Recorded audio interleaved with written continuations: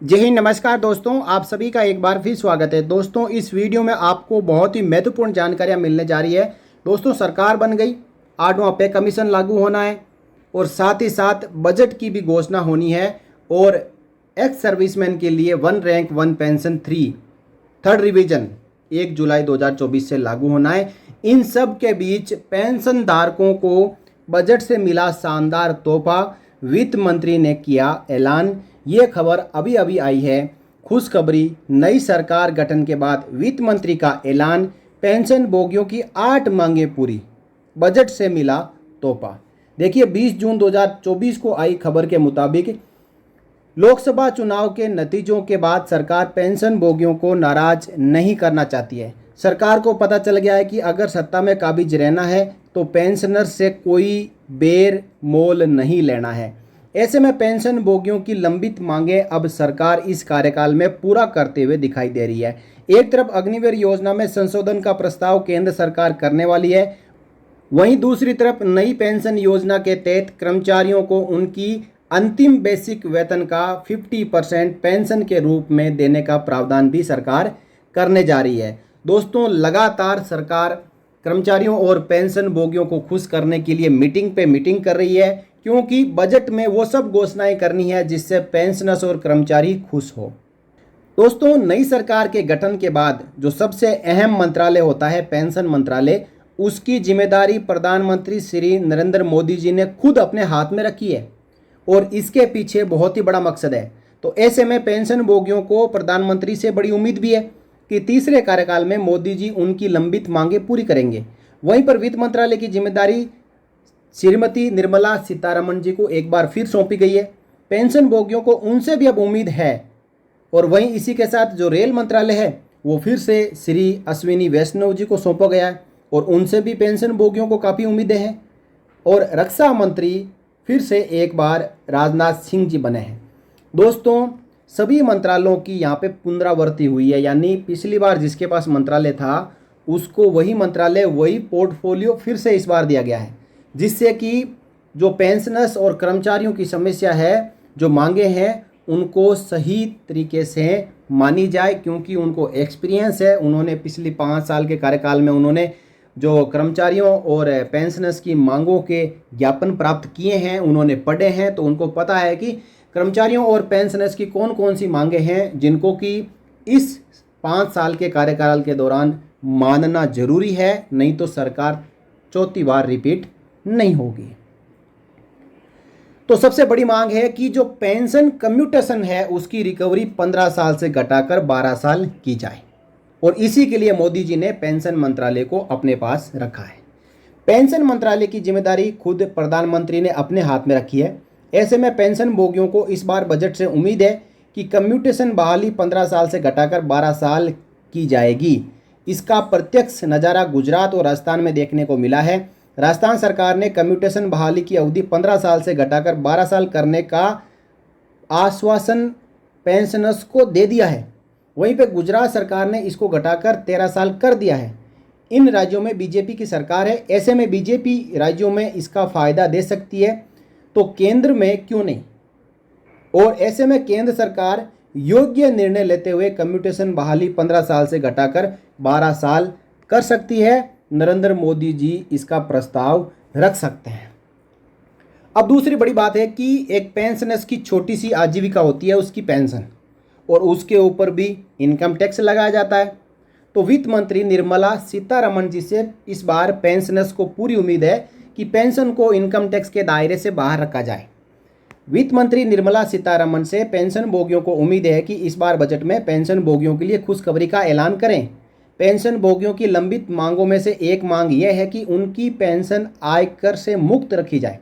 ऐसे में पेंशन भोगियों की इस मांग के ऊपर केंद्र सरकार बजट में विचार करेगी और इस लंबित मांग को पूरा करेगी, क्योंकि केंद्र सरकार पेंशन भोगियों से कोई भी दुश्मनी मोल लेना नहीं चाहती है। अब पेंशन भोगियों की असली ताकत केंद्र सरकार को समझ में आ चुकी है। ऐसे में जब विधायकों, सांसदों की पेंशन इनकम टैक्स से मुक्त है, तो पेंशन भोगियों की पेंशन भी इनकम टैक्स से मुक्त करने का ऐलान बजट में किया जा सकता है। बात करें जो सीनियर सिटीजन पेंशनर्स हैं, उनको भी छूट चाहिए। रेलवे मंत्रालय की जिम्मेदारी अश्विनी वैष्णव को दी गई है। रेल मंत्री से पेंशन भोगियों को उम्मीद है कि जो रेल किराया है उसमें 50% की जो छूट कोरोना से पहले सीनियर सिटीजन को मिलती थी, उस छूट को एक बार फिर बहाल किया जाए। और पेंशन भोगी लंबे समय से इसकी मांग करते आ रहे हैं। ऐसे में बीजेपी की जो चुनाव में हालत हुई है उससे सबक लेते हुए केंद्र सरकार रेलवे किराए में 50% की छूट पेंशनर्स और सीनियर सिटीजन को दे सकती है। इसको लेकर कांग्रेस नेता कार्ति चिदम्बरम ने रेल मंत्री को पत्र लिखा है। उन्होंने रेल मंत्री से अपील की है कि उन रियायतों को फिर से बहाल किया जाए। उन्होंने कहा कि इस कदम से उन लाखों लोगों को राहत मिल सकेगी जो हर रोज आवागमन के लिए रेलवे पर निर्भर है। बात करेंगे नेशनल पेंशन स्कीम की, तो एनपीएस के तहत मिलेगी अंतिम बेसिक वेतन का 50% पेंशन। कर्मचारियों को केंद्र सरकार से उम्मीद है कि एनपीएस को खत्म करके ओपीएस बहाल किया जाएगा, लेकिन सूत्रों के हवाले से खबर आ रही है कि सरकार एनपीएस को खत्म नहीं करने वाली है। एनपीएस में केवल सुधार किया जाएगा। इस सुधार के तहत कर्मचारियों की अंतिम बेसिक वेतन का 50% पेंशन के रूप में दिया जाएगा। जो आंध्र प्रदेश का मॉडल है वो केंद्र सरकार में लागू किया जाएगा। बात करेंगे ईपीएस 95 पेंशनर्स की जो न्यूनतम पेंशन है उसको भी 7,500 प्लस डीए करने जा रही है। पेंशन भोगियों को उम्मीद है कि न्यूनतम पेंशन 1,000 से बढ़ाकर 7,500 प्लस डीए किया जाएगा। पेंशन भोगियों द्वारा इसकी मांग काफ़ी लंबे समय से की जा रही है, लेकिन केंद्र सरकार इसको पूरा नहीं कर पाई है। ऐसे में लोकसभा चुनाव में बीजेपी को पेंशन भोगियों की हाय लगी और भाजपा अपने बलबूते सरकार नहीं बना पाई। ऐसे में श्रम मंत्री से उम्मीद है कि पेंशन भोगियों के पक्ष में फैसला लेते हुए न्यूनतम पेंशन को 7,500 रुपये प्लस डीए किया जाए। और सबसे बड़ी मांग और सबसे बड़ा मुद्दा 1 रैंक 1 पेंशन 3 रिवीजन। जो डिफेंस पेंशनर्स है उनके लिए ओआरओपी लागू है और ओआरओपी 3 का जो समय है 1 जुलाई 2024 से केवल 10 दिन बाकी है। ओआरओपी 3 लागू होने का समय आ चुका है। तो तीसरे कार्यकाल में रक्षा मंत्री की जिम्मेदारी श्री राजनाथ सिंह जी को दी गई है। ऐसे में इस कार्यकाल में रक्षा मंत्री के तौर पर श्री राजनाथ सिंह ओआरओपी 3 का फायदा पेंशन भोगियों को दे सकते हैं। दे नहीं सकते, देना ही पड़ेगा। हर 5 साल के बाद 1 रैंक 1 पेंशन में रिवीजन किया जाना है। अब इस हिसाब से जुलाई से ओआरओपी 3 लागू होनी है। ऐसे में पेंशन भोगियों को रक्षा मंत्री जी से उम्मीद है कि ओआरओपी 3 के लिए बजट का प्रावधान किया जाएगा और जुलाई से पेंशन भोगियों को इसका फायदा मिलने लगेगा। अब कई खबरें निकल के आ रही है कि पीसीडीए ने ओआरओपी 3 की टेबल पे काम करना शुरू कर दिया है। सीजीडीए ने भी अपना जो सर्कुलर है वो बनाना शुरू कर दिया है। Department of ex serviceman welfare भी हरकत में आ चुका है और रक्षा मंत्रालय तो पहले से ही हरकत में है।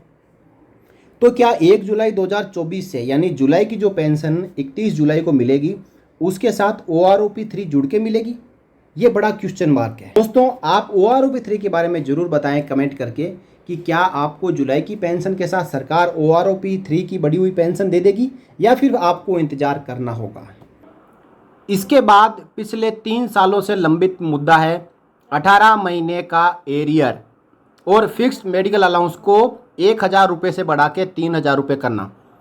प्रधानमंत्री नरेंद्र मोदी से पेंशनर्स को उम्मीद है कि 18 महीने का कोरोना काल का रोका गया डीएडीआर का एरियर का भुगतान इस कार्यकाल में किया जाएगा, क्योंकि पेंशनर्स संगठनों ने नए सिरे से 18 महीने के डीएडीआर एरियर की मांग की है। उसी को देखते हुए केंद्र सरकार पेंशन भोगियों की इस इच्छा को पूरा कर सकती है और बजट में इसका ऐलान कर सकती है।